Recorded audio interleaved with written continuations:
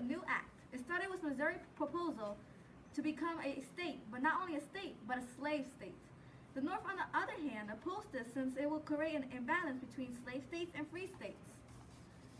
Samantha Smith is on the street getting the opinion of the people. Samantha? Thank you, Mrs. Kirk. I'm Samantha Smith, and I'm here in Tennessee getting the opinion of the people about the new act.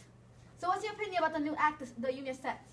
I think it benefits both sides of the union. The North will get a state for themselves, and we'll get one too. It's only a fair agreement to balance the power in Congress.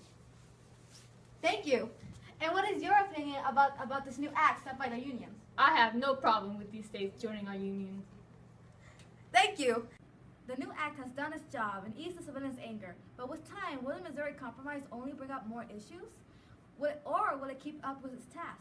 Only time will tell what comes next. Now back to studio. Thanks, Mrs. Kirk. The Kansas-Nebraska Act, a bill that was passed to allow the people of Kansas and Nebraska to decide whether or not they want to allow slavery in their borders. Who knew it would cause such a ruckus when it was passed in May? Settlers in the North are infuriated about the act because it goes against the Missouri Compromise, which they are in favor of. The South settlers, who are pro-slavery, enjoy the act because it supports them. This has developed quite the dispute between the two. Now on to Tiffany Cowell. This March, there was an arrest of a fugitive slave named Anthony Burns. He was arrested for allegedly breaking in and robbing a silversmith's shop.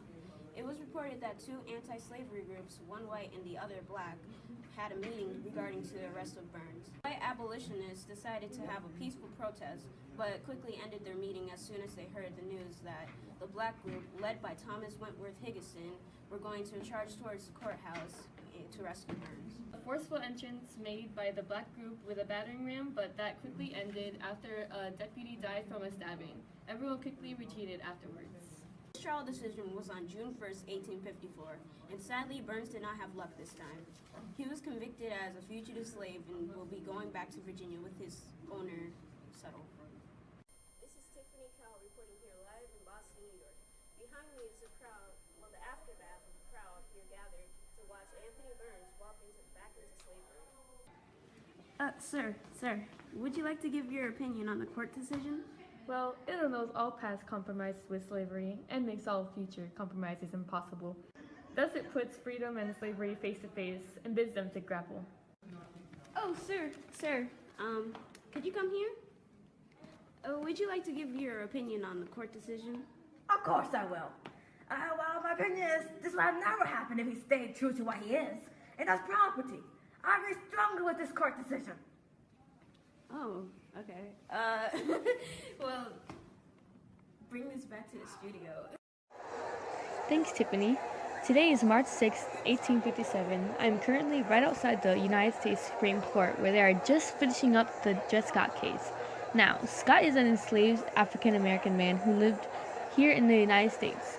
He went to court to decide on whether or not anyone with African blood could ever be a citizen.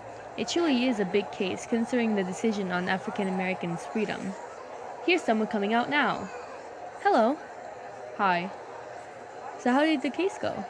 Not so good for Dred Scott. Can you explain more on that, please? Look, he lost, okay? Now I can't talk right now. I have to go. Very well. Thanks. You're welcome.